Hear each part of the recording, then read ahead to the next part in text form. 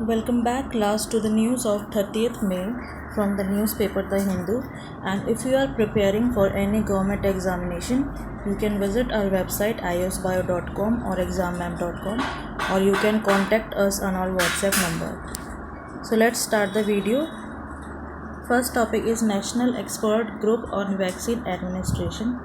So it is constituted by government for the procurement and inventory management, vaccine selection and vaccine delivery and tracking mechanisms.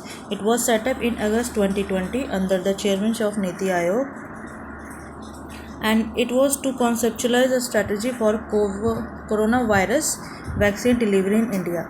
The expert committee held its first meeting in 12th August of this year, and the meeting was chaired by Dr. V.K. Paul, member Niti Aayog, along with secretary and as co-chair.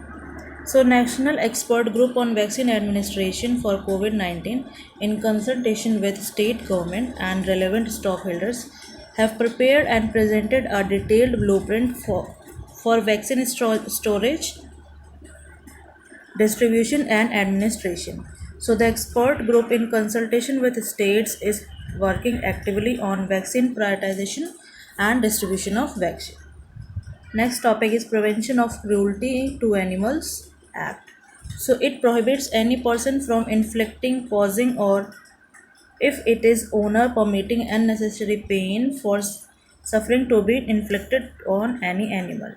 So it provides for the punishment to causing unnecessary cruelty, suffering to animals, and the section 2 of this act defines animals and types of animals like domestic or captive animals, and section 4 of this act provides for Wild Welfare Board of India, which is a statutory advisory body for animal welfare and protection of animals from unnecessary suffering and pain. And late Srimati Rukmani Devi Arundale, well-known humanitarian and Bharatnatyam exponent, led its foundation for almost 20 years. So it mentions forms of cruelty, exception and killing of a suffering animal in any case. Any cruelty has been committed against it so as to relieve it from a further suffering.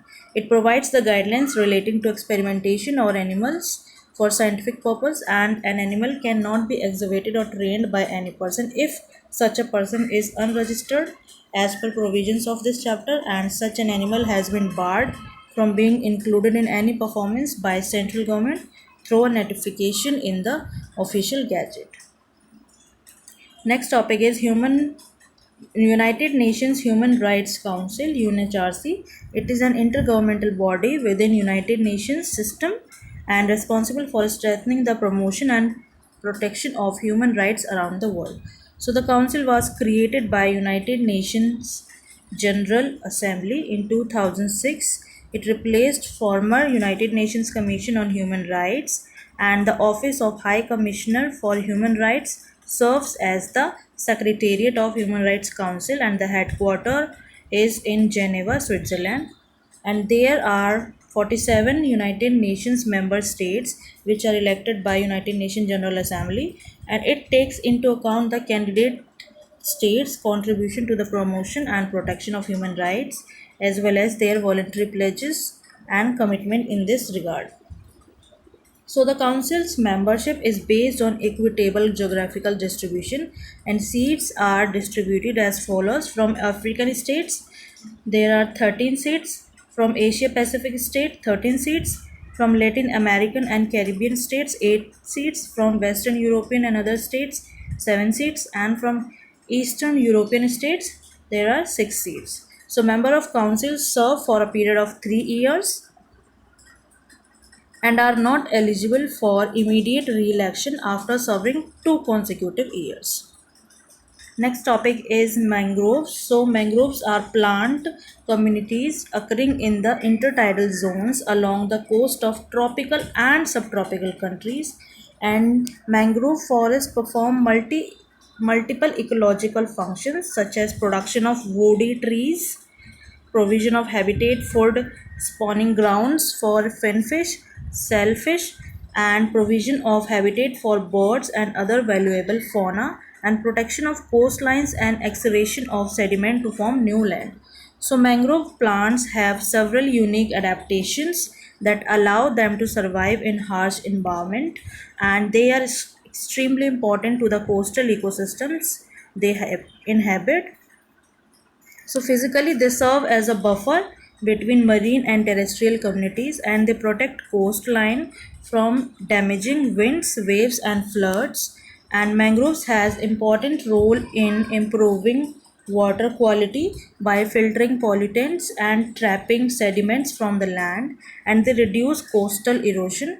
Ecologically they provide habitat for a diverse array of terrestrial and marine organisms, and the area of mangroves has greater species diversity as it is junction of terrestrial and marine ecosystem. So they have very high salt tolerance, and so some species with require this ambience also thrive open mangroves. So according to the quoted definition, mangroves represent a characteristics littoral. Littoral means that near the seashore forest ecosystem, and they are mostly evergreen forests that grow in sheltered low-lying coast, estuaries, mudflats, tidal creeks, backwaters, marshes and lagoons of tropical and subtropical regions. So mangroves forest trees project have different types of roots. First is prop, that they are down into water. Second is air, they are vertically configured up from mud. Third one is stilt, they that these roots emerge from the main trunk of the tree, also called adventitious roots. And according to the Forest Survey of India 2019, mangroves cover in the country of India increased by 54 square kilometer in comparison to the 2017 assessment, and mangrove cover in India is 0.15% of total geographical area, and mangrove cover is divided as very dense, that is 29.66%, moderately dense 29.73%, open mangroves 40.61%. And there are three types of mangroves. First one is red mangrove, that they grow along coastline and hardiest of the three major mangrove plant types. The second one is black mangroves, they are named so because of their dark bark, and they usually grow at slightly higher elevation than red mangroves, and they have access to more oxygen because the roots are more exposed. Third one is white mangroves, that they grow at higher elevation than red and black mangroves, and generally they do not have all aerial roots, but sometimes there is unique growth of packed roots when oxygen is depleted due to flood. Next topic is Fugitive Economic Offenders. So, Fugitive Economic Offenders Act 2018 seeks to confiscate properties of economic offenders who have left the country to avoid facing criminal prosecutions or refuse to return to the country to face prosecution. So, a person against whom an arrest warrant has been issued from for committing an offence listed in the act, and value of the offence is at least 100 crore. So some of the offences listed in the act are counterfeiting government stamps or currency, check dishonor, money laundering, or transactions defrauding creditors. So the declaration of fugitive economic offender is that after hearing the application, special court may declare an individual as a fugitive economic offender, and it may confiscate properties which are proceeds of crime, benami properties, or any other property in India or abroad, and upon confiscation all rights and titles of the property will vest in the central government free from encumbrance, and the central government may appoint an administrator to manage and dispose of these properties. Next topic is initial public offering, that is IPO, is the selling of securities to the public in the primary market, and primary market deals with the new securities being issued for first time. It is also known as new issues market, and it is different from secondary market where existing securities are bought and sold, and it is also known as a stock market or stock exchange. It is when unlisted company makes either a fresh issue of securities or an offer for sale of its existing securities, or both for the first time to the public. So, unlisted companies are the companies that are not listed on the stock exchange, and it is generally used by new and medium sized firms that are looking for funds to grow and expand their business. Next topic is Indian Broadcasting Foundation. So the move would bring broadcasters and OTT, that is over the top platforms, which have been seen a substantial jump in their viewership base after the pandemic under one roof. So for this, IBDF was in process of forming a new wholly owned subsidiary to handle all matters of Digital India, and it would also form a self-regulatory body, the Digital Media Content Regulatory Council for digital OTT platforms. So the Indian Broadcasting Foundation was founded in the year 1999, and it is parent organization of Broadcasting Content Complaints Council, that is BCC, and which was set up in 2011, and BCC examines content related complaints relating to all non-news general entertainment channels in India. Next topic is News Broadcasters Association.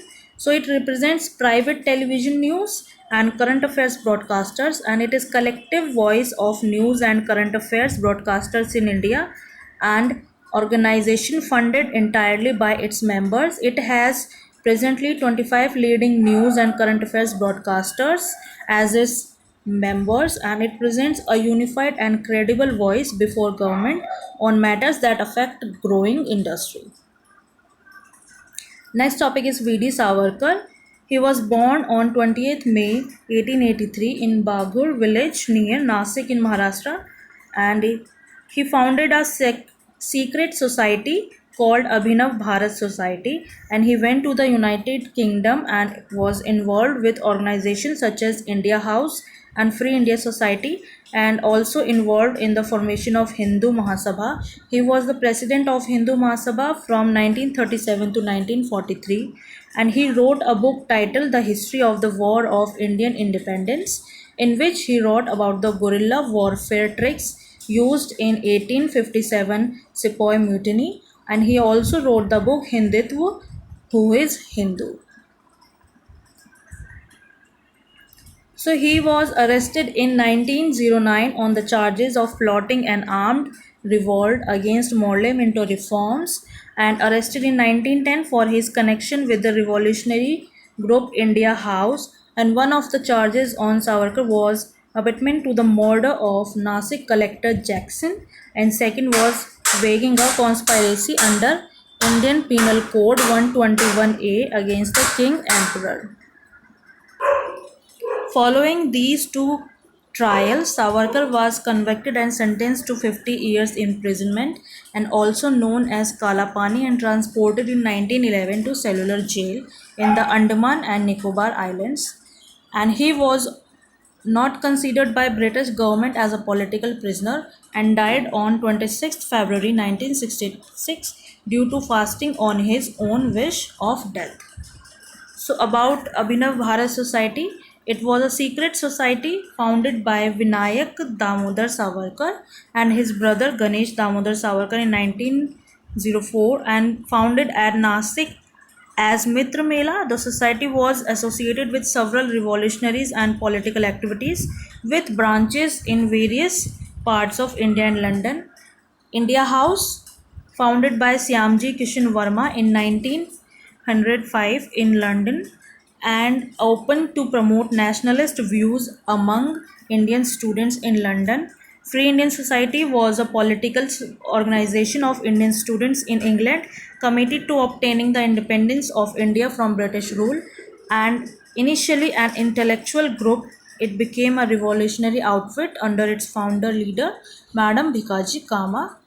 Hindu Mahasabha was a political party formed in 1933, founded by Bir Damodar Savarkar, Lala Lajpat Rai, Madan Mohan Malviya, and formed to protect rights of Hindu community after formation of All India Muslim League in 1906 and British India government's creation of separate Muslim electorate under the Morley Minto reforms. Next topic is Cartagena Protocol. So on January 2000, Conference of Parties on the Convention of Biological Diversity adopted a supplementary agreement to convention known as Cartagena Protocol on Biosafety. So the important point is Cartagena Protocol is related to biosafety and came into force on 11th September 2003. It covers rapidly expanding field of biotechnology through its Cartagena Protocol on Biosafety, and it addresses technology development and transfer, benefit sharing and biosafety issues. It seeks to protect biological diversity from the potential risk posed by living modified organisms resulting from modern biotechnology, and it creates a advanced informed agreement procedure that requires exporters to seek consent from importing countries before the first shipment of LMOs mean to be introduced into the environment, and it established an internet-based biosafety clearinghouse to help countries exchange scientific, technical, and environmental and legal information about LMOs, and the protocol gives precautionary approaches to the issue of transfer of LMOs, and protocol includes clause that make clear parties intent that agreement does not alter the rights and obligation of governments under the World Trade Organization. Next topic is MPLADS. So this scheme was formulated MPLAD scheme was formulated in 1993 to enable members of parliament to recommend development works in their constituencies with the emphasis on the creation of durable community assets based on the local felt need. So durable assets of national priorities and community needs that bring drinking water, primary education, public health, sanitation and roads, etc. So initially the scheme was under the control of Ministry of Rural Development and Planning, and in October 1994 it was transferred to the Ministry of Statistical and Program Implementation. So under this scheme, several states have enacted schemes called Member of Legislative Local Area Development Schemes, where funds are given to MLAs, and every year under this scheme every MP is entitled to spend 5 crore annually, and this fund can also be used for implementation of schemes such as Swachh Bharat Abhiyan, Accessible India Campaign, conservation of water through rainwater harvesting, and Sansad Adarsh Gram Yojana, etc. Next topic is neglected tropical disease. These are a diverse group of tropical infections common in low-income populations in developing regions of Africa, Asia, and Americas. So they are caused by a variety of pathogens such as viruses, bacteria, protozoa, and parasitic worms, and they include dengue, rabies, blinding, trachoma, Buruli ulcer, endemic treponematosis, leprosy, etc. And these diseases are contrasted with the big three infections disease such as HIV, AIDS, tuberculosis, and malaria, which generally receive greater treatment and research funding. So 1 out of 5 people around the world are infected by these diseases, and India is home to the world's largest absolute burden of at least 11 of these major neglected tropical diseases. Next topic is accelerated efforts to end malaria. So the disease caused by the parasites that are transmitted to people through the bites of infected female Anopheles mosquitoes claims more than 4 lakh lives annually. So the world reported estimated 229 million cases of malaria and 4 lakh 9,000 deaths in 2019 according to WHO report. So these data you can use in the mains answer writing. And WHO said an estimated 7.6 million deaths and 1.5 billion cases had been averted since 2000, but the global gains in combating malaria have leveled off in recent years. So the aim of resolutions to urge member states to step up progress on containing the disease in line WHO's updated global malaria strategies and the guidelines for malaria. So it called countries to expand investment, scale up funding for global response. And WHO Global Malaria Program is responsible for coordinating WHO's global efforts to control and eliminate malaria. And its work is guided by the Global Technical Strategy for Malaria 2016 to 2030 adopted by World Health Assembly in May 2015 and National Strategic Plan for Elimination of Malaria 2017 to 2022 was launched by Under Ministry for Health and Family Welfare, and India has set its goal to eliminate malaria by 2027, 3 years ahead of global deadline for elimination of malaria. So it is designed on based on National Framework for Malaria Elimination 2016 and formulated with the support of World Health Organization Global Technical Strategy for Malaria. Thank you, class.